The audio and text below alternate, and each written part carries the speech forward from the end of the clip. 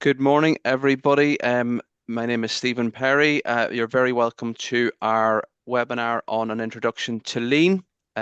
We have a number of people due to join, so people will be coming in at different stages. I have the session recording as well because I know that there will be people who have signed up and are unable to attend for various reasons.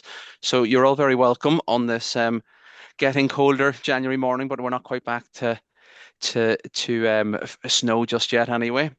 I suppose just in terms of a little bit of a snippet in terms of lean, in my opinion, it's probably the most important and impactful support we have in the local enterprise office. Put simply, I suppose it helps to ensure that you have the right foundations in place to make your business as efficient as possible. We have a really exciting lineup this morning. We have our own, after my own piece, we have our own lean guru, John Hearns. And as a colleague once said, what John doesn't know about lean isn't worth knowing. After John just gives I suppose, a couple of slides and a bite-sized overview of lean. We will have Adrian Boyle from Blistered Bread, who is making his way back from a parent-teacher meeting. That just shows the level of commitment to lean and to our webinar today. Adrian will join us then to share his own experience on lean and what it done for his business. I know one of the challenges we always have is in terms of businesses feeling kind of overwhelmed in terms of how they get to um, the application process and what that entails and so on. So I'll do a quick overview of the application then at the end, and we will have questions and answers as well at the end for anybody who wishes to do so. I'll be monitoring the chat function as well. So if people do have questions, feel free to while they're fresh in your mind, feel free to share them as well, and we'll aim to get to them all. So look, without any further ado, I'll pass over to John. I'll stop sharing here, John, and over to you. Thank you very much, Stephen. Just wait till we get the slides up here and Sure. hopefully never do a live presentation, they say. Can we see all that on my screen all right, Stephen? It's all good, John. Thank you. Excellent, thank you. So, good morning, everybody. My name is John Hearns. I work for Pembroke Alliance, which are the consulting firm who work in tandem with Donegal Local Enterprise Office to deliver the Lean for Micro, Lean for Business programs. I've had the privilege of doing this with Donegal businesses now for a number of years, and I must say, I loved it so much I moved from Wicklow up to Sligo just to be closer to Donegal. I love the variety and the passion of Donegal business people. And I've had that privilege, as I said, of working with a vast array and different types of business and hopefully helping to make an impact in those businesses through Lean. So without further ado, I will take you through my little presentation for today. So the first question is, what is Lean? People ask me. And I suppose Lean or Lean management is a business approach for maximizing customer value while minimizing waste. Now, that word value, what does value mean? When we're talking about Lean, we always talk about value from the customer's point of view, and we define value as everything or anything that a customer is willing to pay for. If they're not really willing to pay for it, then it's not value. Okay. Lean is based on the Toyota production system, where it evolved after World War II, and it aims to create a culture of continuous improvement in an organization. And you can see over here my little Pac-Man, which is culture, and he's eating up strategy. There's a well-known adage that says that culture will trump strategy every time. So what that really means is that it doesn't matter how good a strategy you think you have for your business, if you don't have the right culture in the business, you'll never deliver that strategy. And Lean is all about creating a culture of continuous improvement. And we'll talk more about that as we go along. The main goal of lean management is to improve efficiency and effectiveness um, by reducing the time spent on non-value adding activities and optimizing the flow of work. So, what do we mean by non-value added activities or indeed value added activities?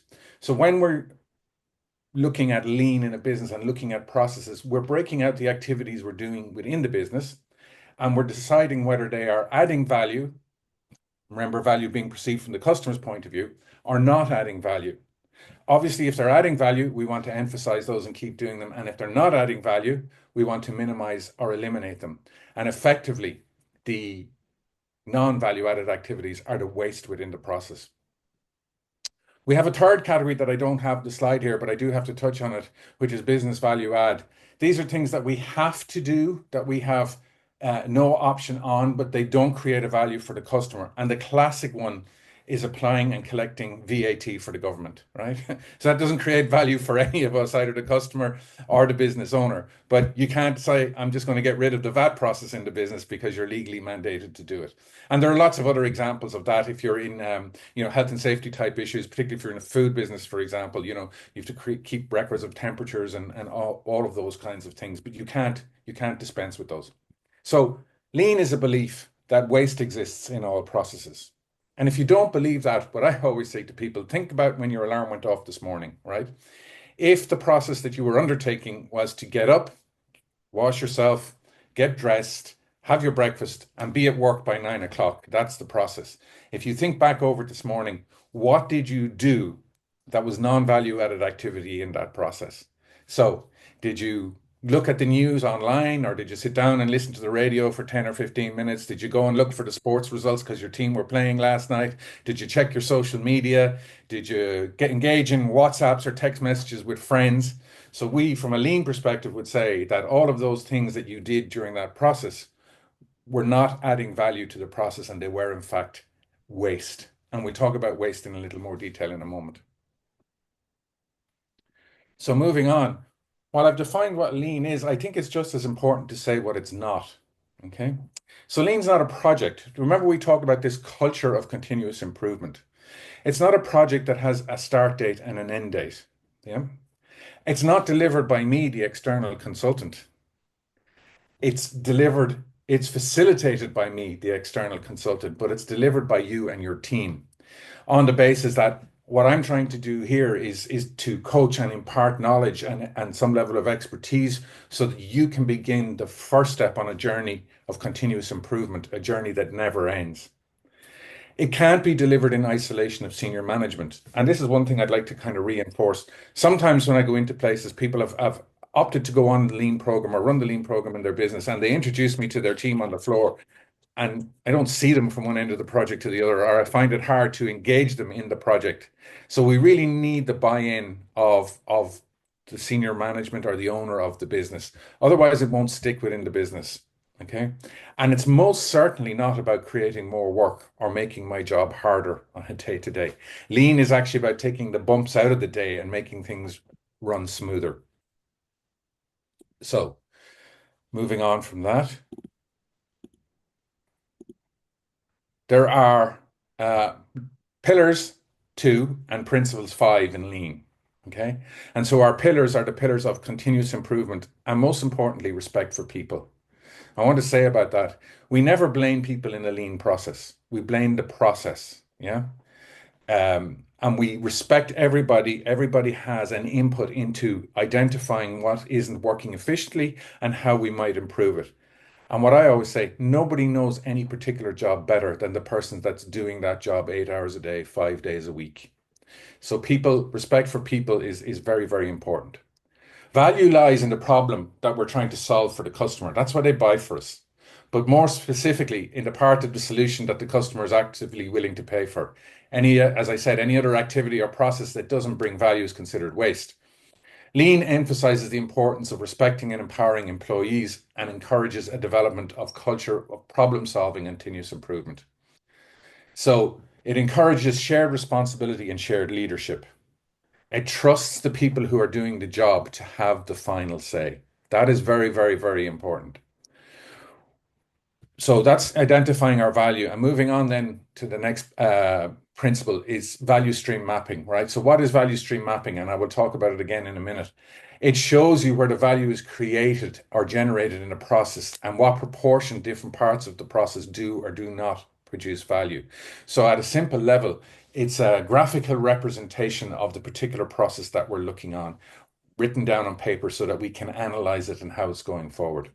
By breaking the work down into smaller batches and visualizing this in a workflow, we can easily find where the roadblocks are in any process and how to remove them. And that is creating flow within the process. Establishing pull then means that we're only engaging in the process when there's a demand. So we're only producing when customers want things rather than producing and keeping loads of stock in a storage area or finished goods in a storage area waiting for a customer to call it off. Um, and continuous improvement then, the system is not isolated or static. Problems occur, things change. We're constantly having to look at how to improve it. Improvements that we made, sometimes they slip back. We have to revisit them and reinforce them and put them in. Right? So they are the principles and the pillars of lean. So what benefits might I expect to get in my business by bringing lean into my business?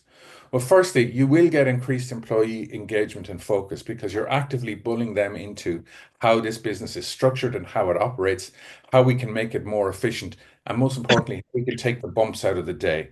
So one of the questions I always ask staff members when I'm going around a business for the first time is, what's the one thing in your day that gives you a pain in the behind?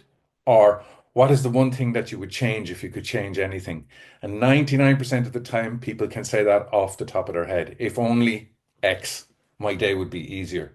That usually gives me a great pointer towards where the project might be.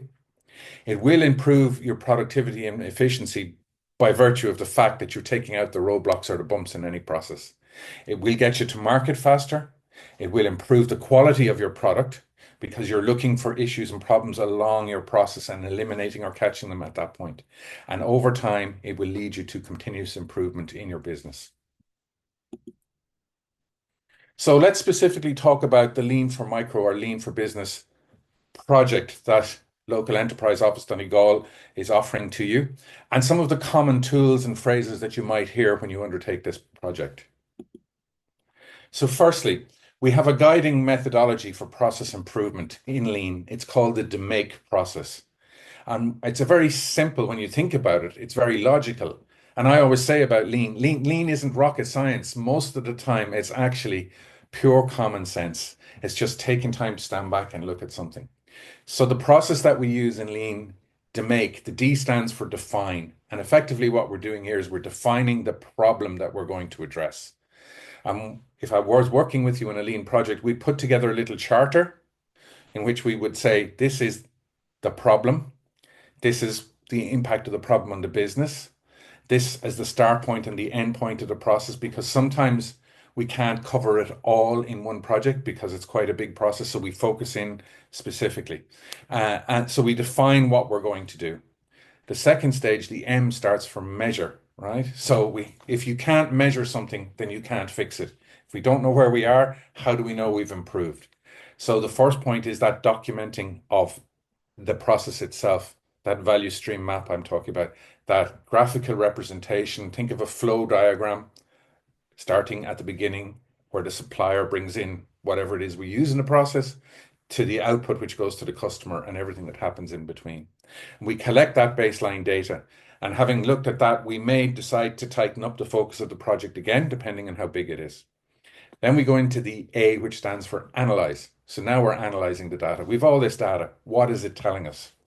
And usually what we're seeing at that point is we're seeing what the effect of the problem is on the business, the impact of the problem on the business. But that is just the symptom. It's not the cause. And how I generally present this is if you wake up with a pain in your back and it's really, really bad, you probably end up going to the doctor. Or the doctor can do one of two things. He can give you a painkiller, and for a period of time, you won't feel the pain. And when the tablet wears off, you're going to feel the pain. Or the doctor will examine you, and through a process of elimination, he will try to identify what is causing the pain, that root cause analysis, and that's what he'll seek to fix or to correct. So it might be that you have a slipped disc in your back, and he has to send you somewhere else to have some manipulation or some operation done to correct the disc, which will remove the pain. So we use root cause analysis to identify the fundamental why are we having the problem. And from there, then we're identifying and removing the wastes or the things, the roadblocks within that process. We then move on to improve. So what we do is we sit down and go, what are all the things we could do now that we know what the problem is to improve the problem? And we gather all of them, and we don't make a decision initially whether they're good, bad, valid, or invalid. And we involve again the people involved in the process and ask them, and we don't say that's a silly idea or that won't work. We gather everything first and then we evaluate the solutions and we pick the ones and we optimize the solutions that will work. And then we get to what I call the nobody told me part of the project. How many times have we heard that at work? Well, nobody told me that X was happening today, or that a customer was calling to collect this, or that this had to be done. So we pilot changes. We don't just implement them. We tell people, and again, we go through some of the tools we have for this. We tell them what we're going to do, we tell them why we're going to do it, and then we look at the outcome. Did we get what we wanted? If we did, then we've got an improvement that works. If we didn't, we have to go back and do it again. And then we implement them. And finally, there's control. We control the process and validate the project benefits. It worked the first time. Is it working week after week, or shift after shift, or cycle after cycle? Is there something else we need to tweak? And as time goes on, you revisit processes and you realize you have to update them because things have changed in the world of our business. So that's the make process. This value stream map analysis, this graphical representation I was talking about, it's a visual tool used to capture the current activities in a process and to apply a value or a non-value added category to each. So we have a somewhat complicated looking diagram here, but we're starting over here on the left-hand side with the supplier supplying anything into the process. Now, typically when we think of suppliers, we think of people that are giving us raw materials. But in an administrative type business or a service type business, a supplier in a process could be the sales department giving you the information and invoicing for the accounts department to invoice out. That's a process. Um, so we have the supplier, and then we're breaking down the steps in the process, just numbering them here, 1, 2, 3, 4, and we're collecting that data that I talked about earlier on for analysis, and we're measuring the length of the time it takes to do that process, and we're measuring the waiting time between each stage in the process before the output is delivered to the customer.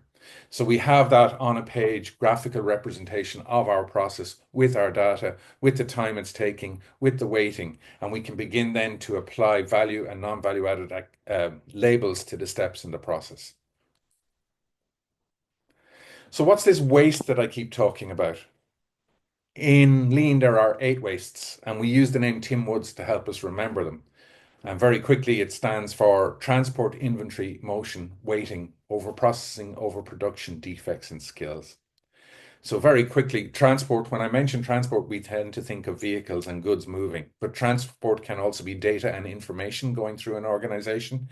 Again, if it's not a production type business and it's a service, professional services type business, there's a lot of data flowing through the business. So we're looking at how well that is flowing through the business. Are we doubling or trebling up the handling of the data, of the paperwork, of data entry?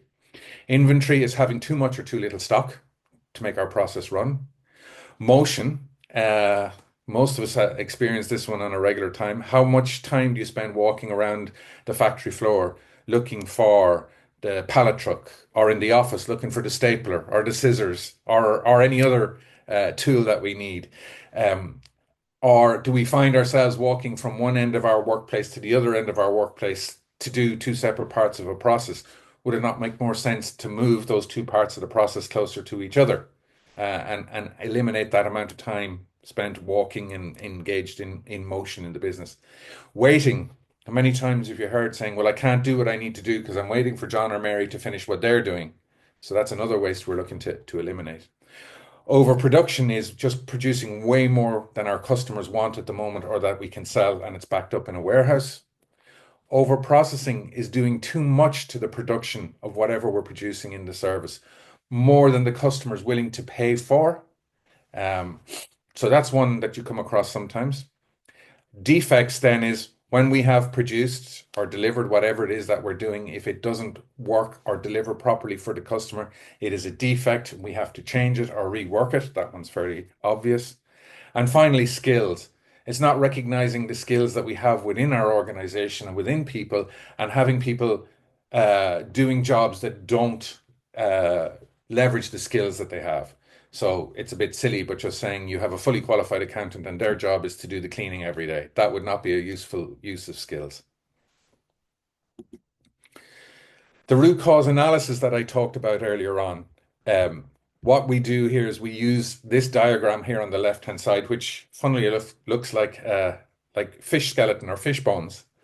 So over here on the right-hand side of the diagram with the fish's head, we are detailing the problem or the effect that we're seeing. Okay. And then looking at the bones that are coming off the spine of the fish, we have six headings that we're looking under and examining and asking why to try and identify the root cause analysis.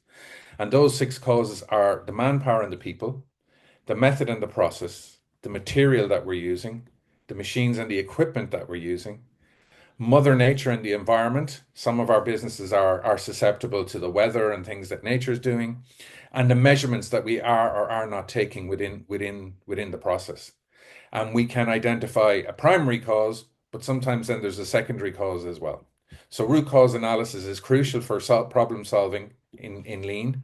It's aimed at identifying and addressing the fundamental sources of issues rather than just treating the systems. And this fishbone diagram, or Ishikawa to give it its Japanese name, cause or effect, is the tool that we use.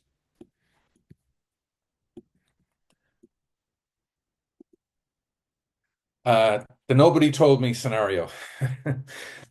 When we're going to put in a change within Lean to improve something, we use what we call the PDCA cycle. That's plan, do, check, and act. It is a model for continuous improvement. We use it when we're starting a new improvement project, when we're developing a new or improved design of a process, product, or service, when we're defining a repetitive work process, or when we're implementing any change. And it's as simple as it sounds. Let's plan. We recognize there's an opportunity to make a change, and we plan for that change. Do we then pilot that change in a small scale? Usually we continue to do what we've always done because what we don't want to do is put a significant change into a process, stop the way we were doing something, only to find out that our improvement doesn't work and everything stops. So we try to run them in tandem, and then we check, did we get the results that we hoped to get by doing this improvement? If we have got the improvement and we're happy with it, then that becomes the new way of doing the process. It becomes what we call our standard work. But if it's not, then we may need to make some minor changes, or we may need to go back to the start and plan again and carry out. So it's kind of a secular process until we get the result that we're looking for. So that's the PDCA cycle. And finally, this used to be called 5S, but it's called 6S, workplace improvement. So what does that mean? Well, it's a process for cleaning up and organizing the workplace. Okay, it removes hazard, it improves the cleanliness, it prevents lost time looking for items, it reduces motion waste, it improves productivity, and it improves what we call OTIF deliveries, or on time in full deliveries. And it's a very simple process. And I always think about and use the example. Do you know that drawer you have at home in the kitchen? The one that has all the cables for phones that you don't have anymore and other electronic devices. It has pens that don't write. It has elastic bands and bits of string. It has all sorts of things in there. And when you're looking for that odd thing at home for something, you open that drawer and it's a complete mess. That's my classic example of where you would deploy the 6S model. So the first thing what you do is you sort everything out and you get rid of the stuff that you definitely don't want. Yeah. Then you set it all in order, a place for everything in its place. You, what we call shine that, then improve it, and then we standardize it. This is the way we always do it. And then sustain it means how do we check that it's not getting back into the way it was before?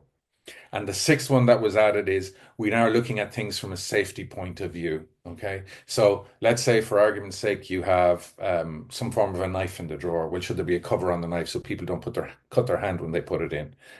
That's 6S or 5S as it was originally. It's a very simple process, but it works. And I'll give you an example of where you see it on a daily basis. When you walk into the toilets in a hotel or a bar or a restaurant, and on the back of the door, you see the checklist where the person came in to clean the toilets, make sure there was toilet paper, make sure there was soap in the holders, and they're writing their initials or ticking the box, and they're doing that at certain times during the day. Yeah. So that would be having sort, set, and order, Sean, and standardize how the toilet should look. That would be the sustaining element of it, making sure that it doesn't slip back. But we see that a lot every day. So at this point, I've kind of covered most of what I wanted to say. So just two things left is to explain how the Lean for Business or Lean for Micro process works within Donegal, Leo. And finally, just going to play a little virtual game, which is based around that 6S tool that I talked about. But I feel playing this little virtual game helps to um, embed what lean is about in your head. It's quite simple. And the good news is you don't have to do anything. You just have to look at the screen and think. So for the lean for micro process, it kicks off with a training course, which Stephen facilitates. Uh, Usually online these days, I think, Stephen. Yeah, in the past we have done it. Yeah, We we have done it in typically person. it depends, I suppose, on numbers we have there. But yeah, we either have an online or an in person, depending on, I suppose, numbers Mm. that are applying at one specific time. What I will say is, I really would encourage you to make sure that you do that course, even if you can't get there on the day, if it's in person or on online, if it's there. Stephen has other ways of getting the information to you. I think it makes a huge difference when I arrive if you've done that course. Yeah. Mhm. Otherwise, we're definitely going to lose half of the first day while we go through all of that. And then we're going to follow that to make process we talked about. Day one is a full day in your business. I owe that to you to understand your business. I can't just walk in and think I know your business. But that time is we will go through your business, understand lean again, and walk the business then looking at where there are issues and problems that you feel could be improved through lean and talk to your staff about the challenges and issues that they see. And at the end of that day, we should have identified potentially a couple of projects that we could do, but we sit down and say, this is the one we need to do.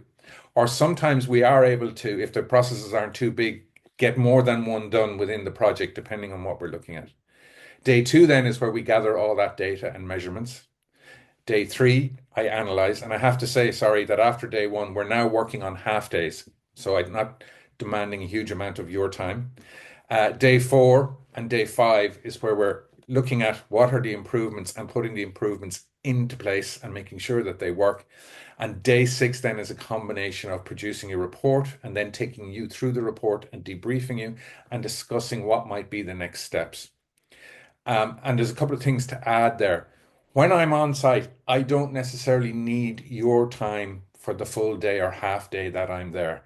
Depending on how your business is structured and what I'm working on, I may be quite taken up working with the people in a particular part of the process for the day. So don't think that you're committing to all of this time and it's all your time. Remember, I need to involve your people in delivering the solution. And the second thing that I wanted to just touch on is, next steps. Remember, I said it's not a project that starts on this date and ends on that date. So what are you going to do? Is there things that you can bring now from what you've learned, bring it into your business and develop your continuous improvement journey? Are there still very substantial challenges that we've identified that need to be addressed that might need the support of the local enterprise office? We can go back and talk to Stephen about that and see what it is. And the final thing I want to say is, I suppose in the time that I've been working with businesses and the Leo in Donegal, the rate of change and the advancement of technology, what we're seeing now is a convergence of lean and digital. Yeah. And when you think about that, at what stage, did your business move from paper, or is it still all paper, to maybe Excel or the equivalent of Excel, to starting to bring in bespoke software solutions for various different processes? So often what I'm seeing is at the end of a process, and while we've put in changes that have improved things, that they're manual or semi-manual, I would be recommending, look, you could improve that further through digitalization. And I would be strongly recommending that you go back to Stephen and discuss with him the digital supports that are available from the local enterprise office. And he would advise you on whether it's suitable and whether what the process might be and who can help you with that. So just by way of examples, lean is for every business. And what you'll see here is people think about it in terms of manufacturing. So yes, I have an engineering firm here that we worked with in Donegal in 2021, and we identified annualized savings of 58,000. But we have butchers and cafes, which are retail operations, a plant hire business, a digital agency, and food production. So lean is for every type of business. And a lean micro will deliver, circa, I would say certainly 15 to 20,000 worth of savings in your business annualized, assuming that you do implement the process improvements and manage it through in your business. That is critical. But it does fit every business. And finally, a game I hope will help to illustrate lean. And what I said earlier on, when you sit down and think about it, it is common sense. That's what lean is 99% of the time.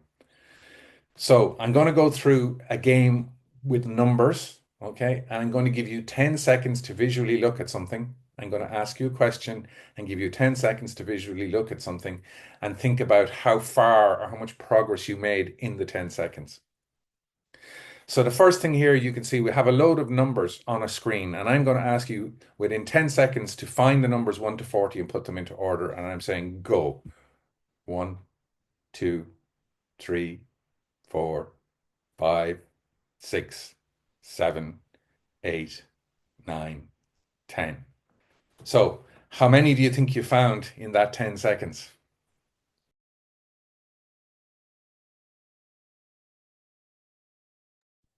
I got as far as four, John. If anyone's done any better, but yeah, I'm sure they have. But yeah, you're on mute, John. I'd say four as well.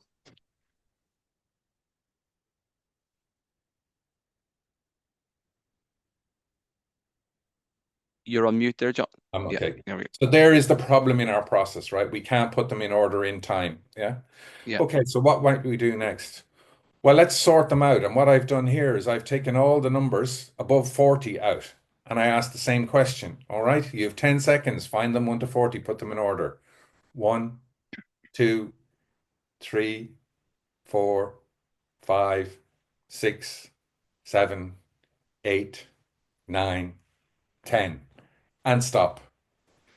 So now that we've sorted and got rid of everything above 40, it has become a little bit easier. So we have taken some of the bumps out of this process, right?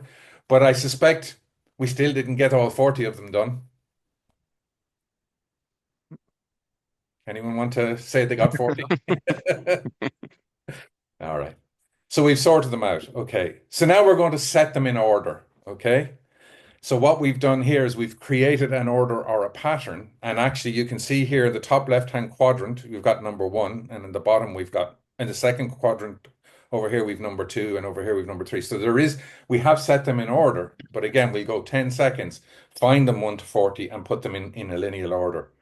1, 2, 3, 4, 5, 6, 7, 8, 9, 10. So at this stage, we started at 4, we probably got to 6 or 7. We might be getting a bit higher now. Yeah, it might be getting easier. So we are improving our process. We are removing the waste. We are getting flow within the process. So we move on. What is the next step in the success? It's to shine. Okay, so now we're putting them into a better set of order, right? So we can see them better. And I'm not going to keep counting now and not wasting time, but you understand the process. Again, now having set them in order and then having improved it by shining it, we can see that they're in order and it's becoming much, much easier to find them. But what we notice is that, the texts are different sizes and different fonts, and there's still, there's one upside down here. So it's not 100% right. 20 and 21 are very small, very hard to see. Okay. So we move on from there. So we standardize them. So now they're all the same size, they're all the same way up, and they're all the same font. It's becoming much, much easier. much easier to do the process. We've standardized the work, we've improved everything. And finally, we want to sustain. So we're coming back and we're checking to make sure that we're not backsliding and that everything is working in the new way. And what you see here is number 16 has gone missing and number 22 has gone missing. So we need to put them back. That's the sustain. And that in a way is the make process to find a problem. I can't put the numbers in order. Yeah. Measure them, analyze them, put in the improvements, control it. I hope that kind of illustrates it to you a bit clearer what lean is. Does it? Any comments?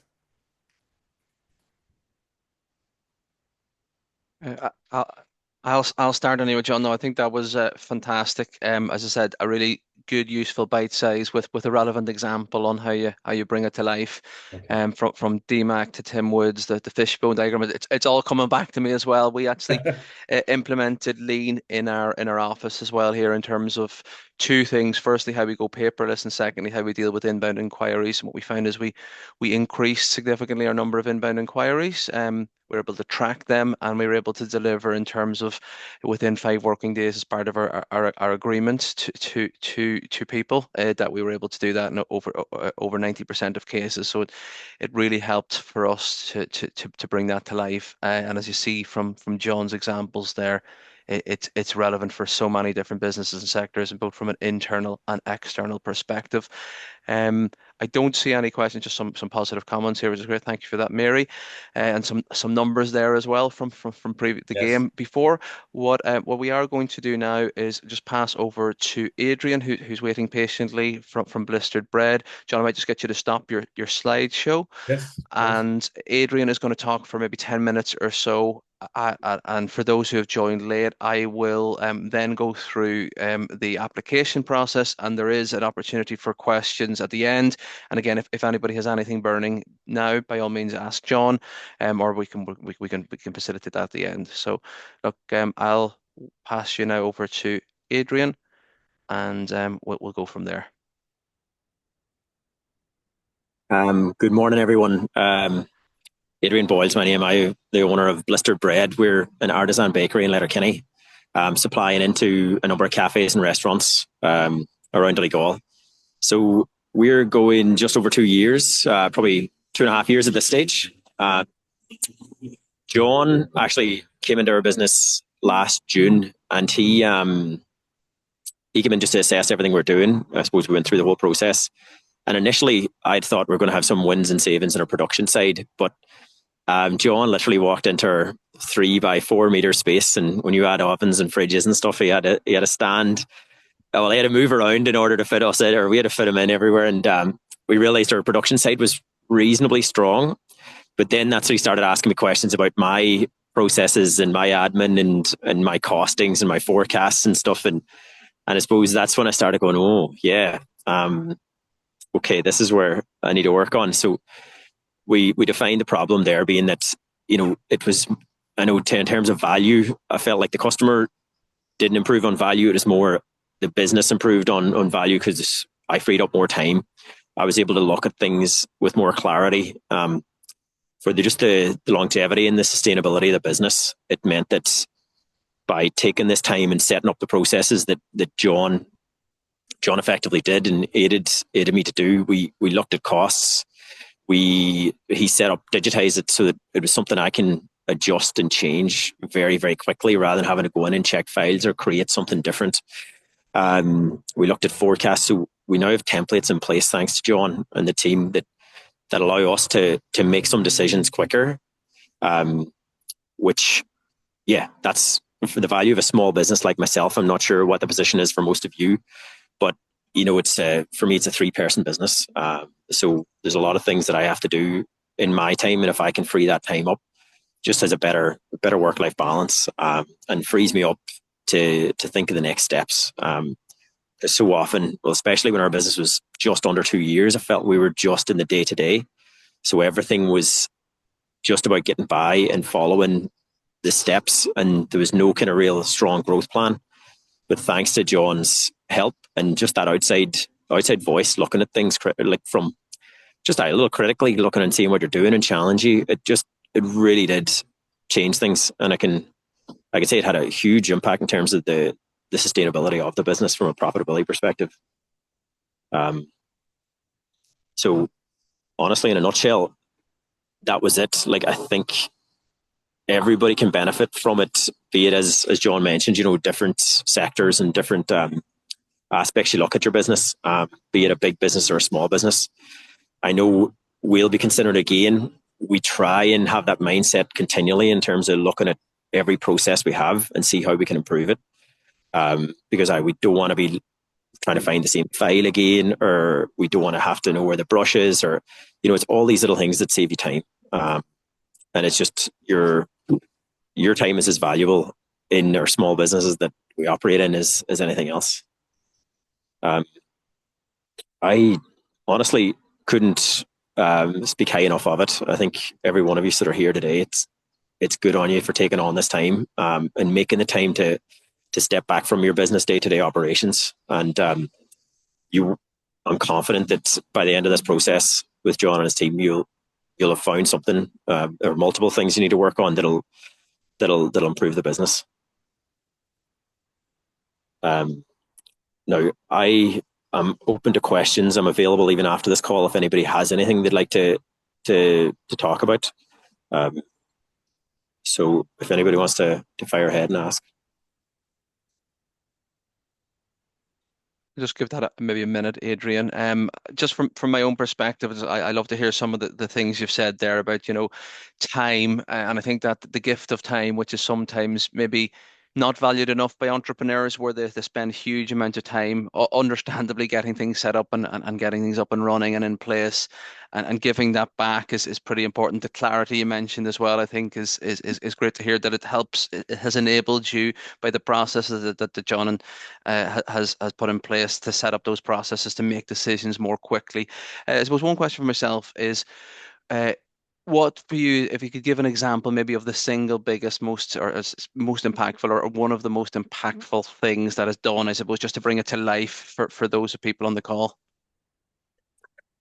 So yeah, well, the most critical aspect was, I'd set up the business in August 2022. And so I kind of committed myself to an annual price review. And so by the time we had a couple of meetings and come June, we were kind of getting to the crux of things. And at that stage, John had set up a template for costing. So we could very clearly see after taking this template on that there were certain products that we were actually losing money on when you took everything into consideration.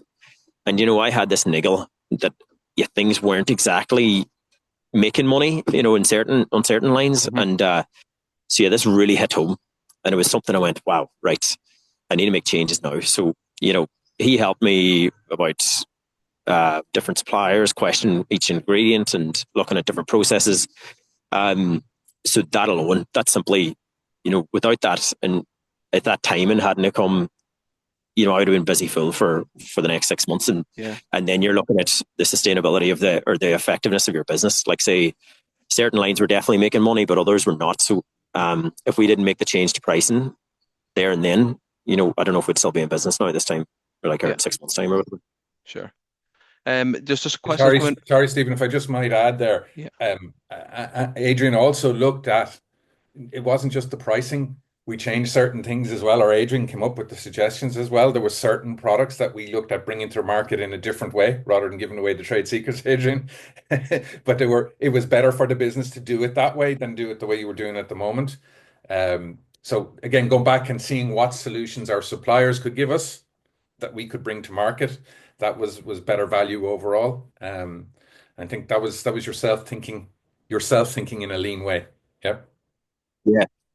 Well, you take everything into consideration. It's like, even the terms you get, and, just having someone in that has industry experience and just is able to kind of just ask the right questions of you and just get you thinking about something that maybe you haven't thought of, or you have. Sometimes I think you actually know it. You feel deep down there's something there that needs addressing, but your day to day keeps you going, and you don't get around to it.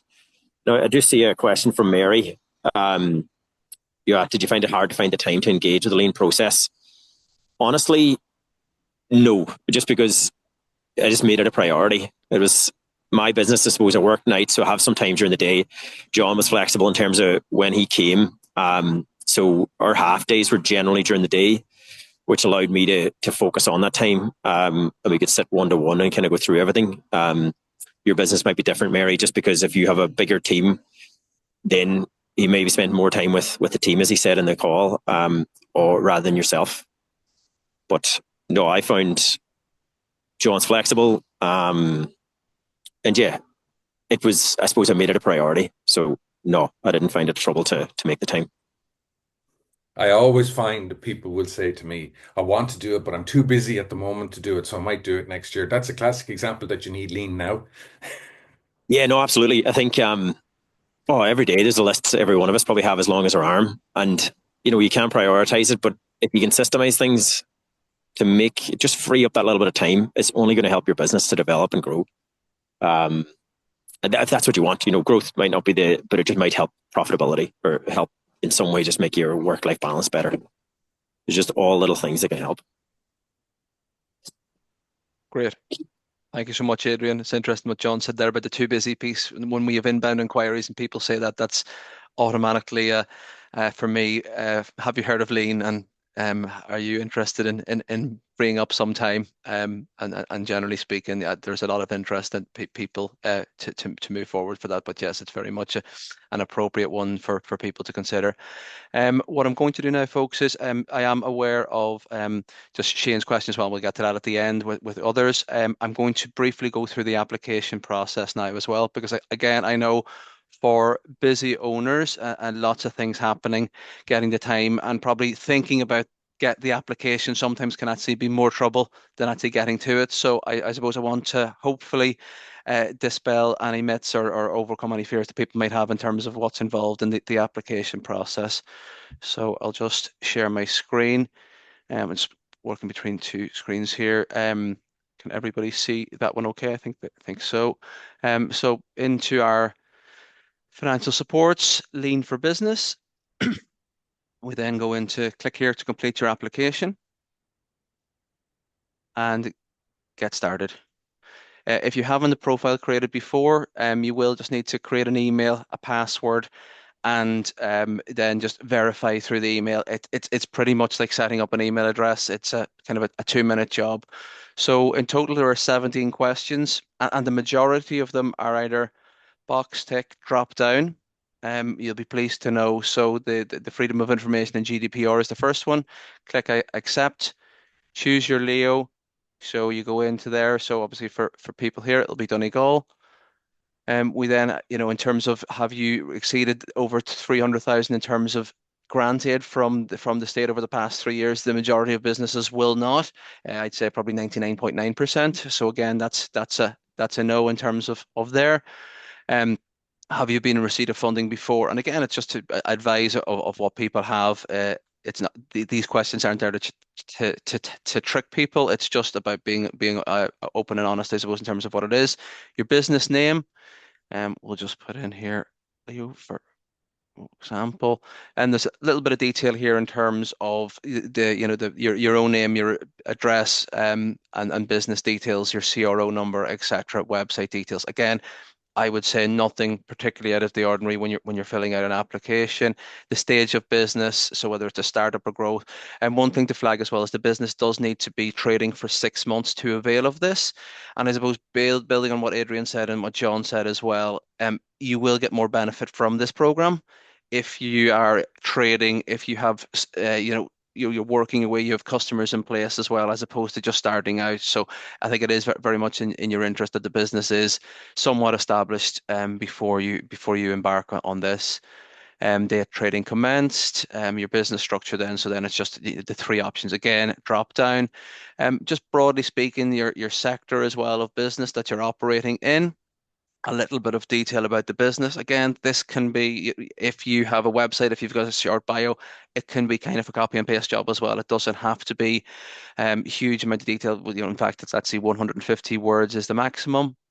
Then the turnover level. So again, it's useful if you have these to hand in terms of what your turnover is like, and again, anticipated over the next 12 and 24 months. And hopefully with Lean, that can help to improve that. Details there in terms of your employment numbers. Again, most businesses should have those pretty much to hand. Have you completed a project before? And then I think this is a really important section as well, and I wouldn't gloss over it as well. Taking the time to think, I suppose, about what is it are the most important things for you, because if you're trying to focus on everything, invariably what happens is you may not focus on the individual and the key pain points more.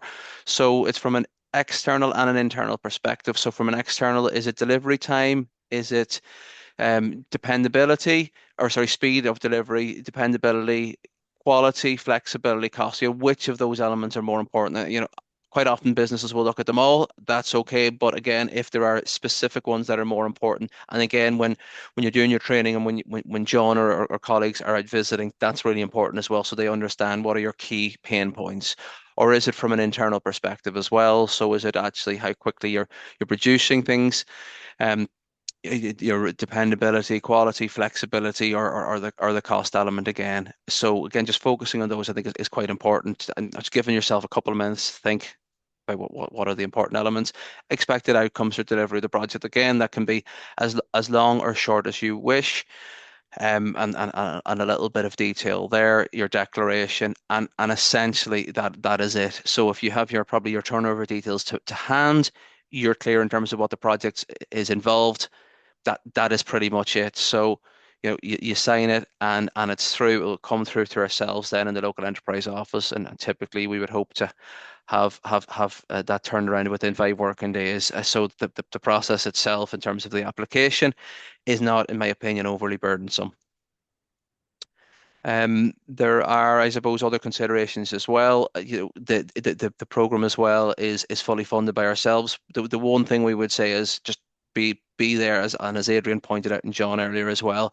Try to commit if you have the time. It is essential to commit to that for greatest impact, because if it's a case where you're distracted or you're not fully focused on it, or you're not, in a position to implement the change, then it may not be for you at that right time. And I think that's really, really important. If you're going in committed to the time, as Adrian was committed to implementation and recognition that processes and systems in your business need to improve and change, then you'll get maximum return and maximum impact. Um, and I suppose that's just it in terms of the application process. There was a question from Shane there. Do you look at the whole business or just specific areas on it, Shane? So I may have answered that through my application process, but if not, look, what I would say is focus on what the important things are. Yes, you can look at the entire business, depending on its complexity. It may not be within the time frame involved in the project. It may not be feasible to go through that. So I would focus on what the important elements are. And John, I'm happy to take any further input you have on that one as well. Yeah, absolutely. Day one, we will walk the business. We will look at the whole business end to end. And as I said, we may come back from that with a list of potential projects. It's then about me sitting down with the business owner and going, what is the priority of all the things we've seen? Which is going to make, the lowest hanging fruit that we can deal with quickly and make an impact? Can we squeeze two things into the project? Sometimes we can. Uh, do we need to do one before we can tackle the other? So let's do that one, and then we could go back and talk to Stephen and say, look, we've got this far, but we still have this challenge. What do you think, Stephen? Um, and the other thing is just around that time commitment again, just to say, I'm incredibly flexible. So the rules is when I'm on site with you, my number one not priority. My number one point is you have a business to run. If you need to see a customer, if you need to take a phone call, if you need to deal with something, you go and do that. I'll wait. We'll make up the time. And likewise, if your business is the sort of business that it's, mad busy at first thing in the morning, well, I can come an hour later and stay an hour later. I'm very flexible. So don't be worried about that. Or come an hour earlier if that's the case, you know. And say the first time I went on site with Adrian and we worked through a night shift. So like, I'm flexible. Don't be worried about that. And always I recognize you've got a business to run. It's my job to fit it all in around you and make it happen. Hope that answers the questions. Can I just ask, if you're signing up now to do the program, when does it actually physically start? Like the first appointments? So what happens is generally Stephen contacts me and says, such and such a business. Here's the contact details.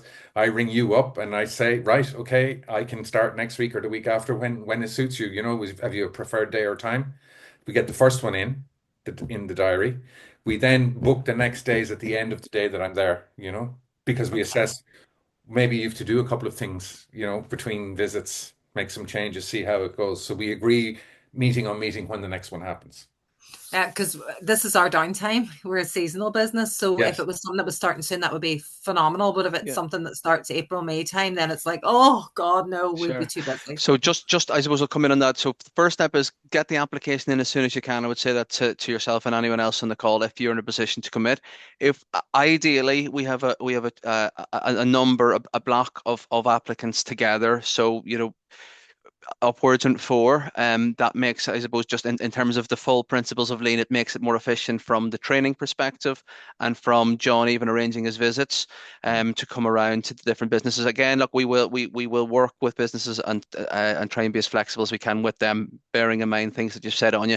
Get the application and look, if it's a case where your application is the only one for a little while and you need to start on pretty quickly, we'll work with you to try and get that kicked off. As I said, in an ideal scenario, we have a number of businesses joining together. We can have a joining in-person training session, which again I find works better than the virtual session, but we'll work with businesses. It's in our interest, it's in everyone's interest to be as lean and as efficient as possible. Yeah. On that basis, generally, you know, my diary is kind of 2 weeks ahead in terms of firmed up. There might be other things in it beyond that, but in terms of firmed up, it's 2 weeks ahead. So, you know, you're looking at 1.5 to 2 weeks theoretically from when I contact you first to when I can be on site in terms of my diary. We work around you, as we've said. So it can be pretty imminent. Generally, I kind of leave 2 weeks between visits because there are things to be done, things to be set in place, improvements, information to be gathered. So generally, I tend to come around every 2 weeks, but we can do it every week as well, subject to diaries and availability. What we don't want, unfortunately, happens sometimes. We don't want projects to drag on. So that's what I'm saying. If we commitment, let's try and get it through. Let's try and get it done within an agreed time frame. Thanks, John. I know. Thanks, Anya, for that question. Any further questions, folks? I just see colleague Barbara has put a link in the chat function there for the application. Thanks for that, Barbara. I know a number of you have also joined late for various different reasons. There is a recording, so we'll share that with people afterwards as well as a link to the application as well. And you'll have my details then as well if there are any further questions in advance of an application. But I suppose I'll close it from there. A huge thank you to John and to Adrian for taking their time to speak and to all of you for attending. And we hope to see you participating in a Lean for Business program in the near future. Thank you all very much. Bye bye. Thank you.